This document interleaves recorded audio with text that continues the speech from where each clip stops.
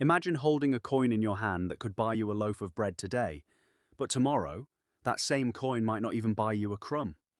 Now imagine this happening not for a week, not for a year, but for decades, across an entire empire that once ruled the known world. What could cause the money of the most powerful civilization on Earth to become almost worthless? The answer is stranger and more human than you might think. Rome was not built in a day, and its downfall did not happen overnight either. Long before barbarians crossed the borders and before emperors fell to assassins, something quieter and more dangerous was eating away at the empire from the inside. It was hiding in plain sight, in the very coins that Romans used every single day. To understand what went wrong, we have to go back to a time when Roman money was something people trusted completely. The silver denarius was the heartbeat of the Roman economy.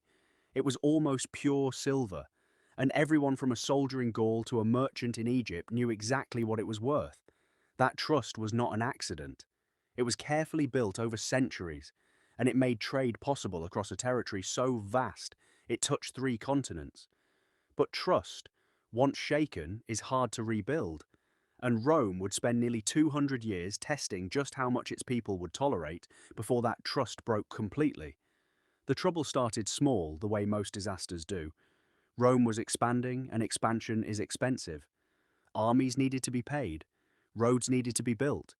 Cities needed grain, water systems, and entertainment to keep the crowds happy.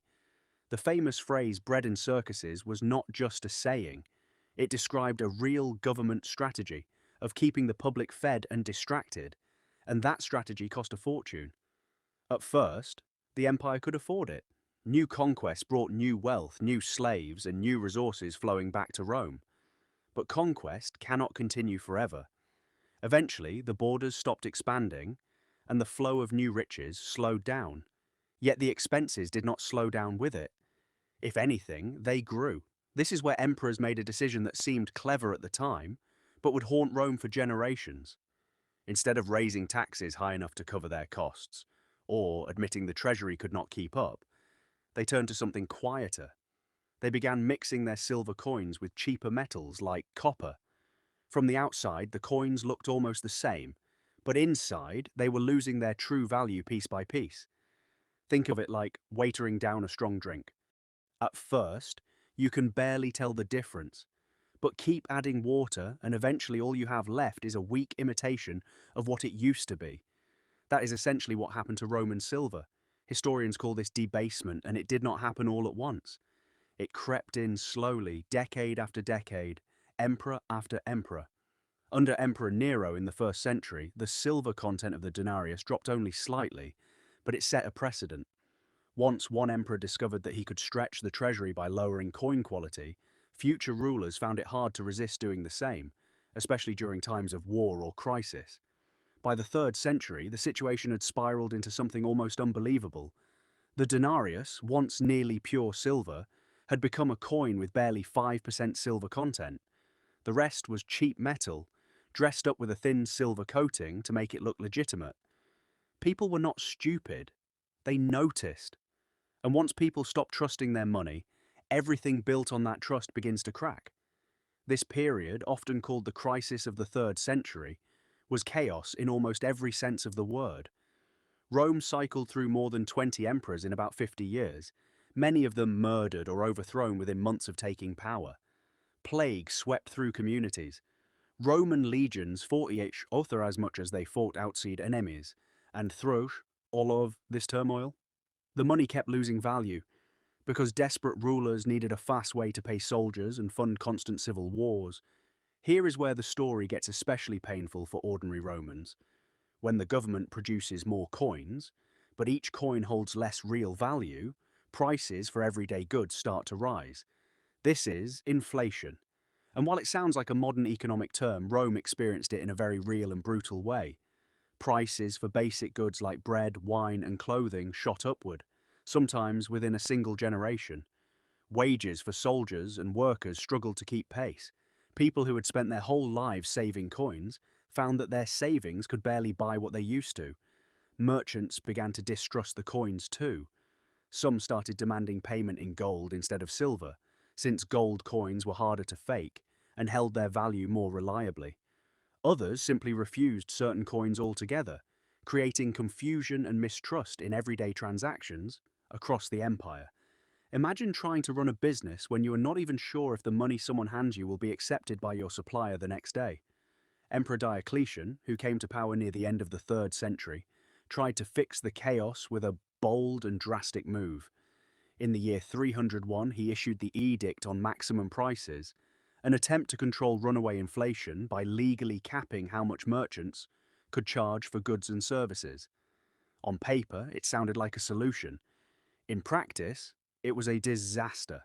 Merchants simply stopped selling goods at a loss, black markets exploded, and some historians believe the edict actually made shortages worse rather than better. Eventually, the policy was quietly abandoned. Diocletian also tried reforming the currency itself, introducing new gold and silver coins meant to restore confidence. But by this point, decades of debasement had done deep damage. Trust, once broken on this scale, does not return with a single decree. It has to be rebuilt slowly, and Rome was running out of time to do that patiently. Later, Emperor Constantine introduced a new gold coin called the solidus, which became remarkably stable and would actually outlive the Western Empire itself, continuing to circulate in the Byzantine world for centuries. This shows an interesting twist in the story. While the silver currency that ordinary Romans relied on for daily transactions kept crumbling, a new gold standard managed to survive, but mainly for the wealthy elite and large transactions, not for the average person buying bread at a market stall. In many ways, the economic gap between rich and poor Romans widened as a direct result of this currency crisis. So why does this matter? Why should anyone today care about coins that were minted nearly 2,000 years ago? Because the story of Roman currency is really a story about trust, and what happens when the people in power abuse that trust for short-term convenience. Rome did not collapse because barbarians were unbeatable warriors.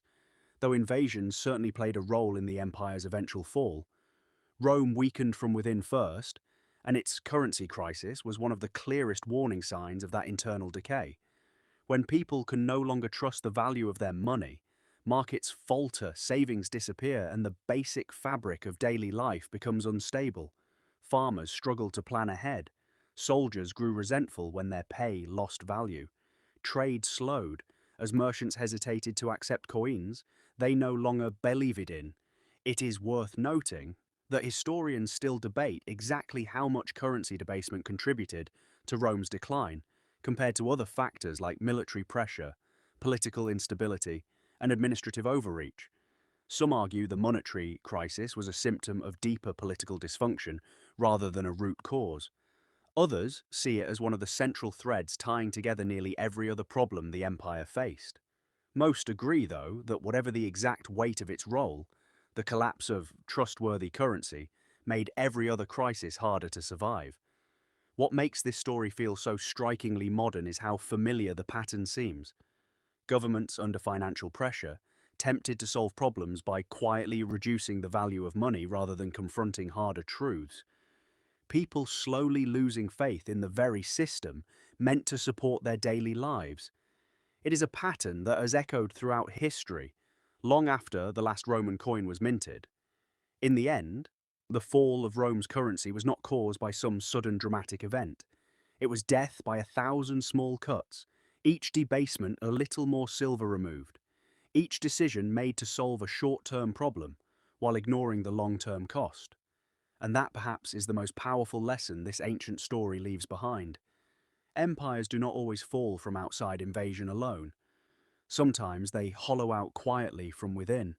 One coin, one decision, and one broken promise at a time, until finally there is nothing left holding the whole structure together.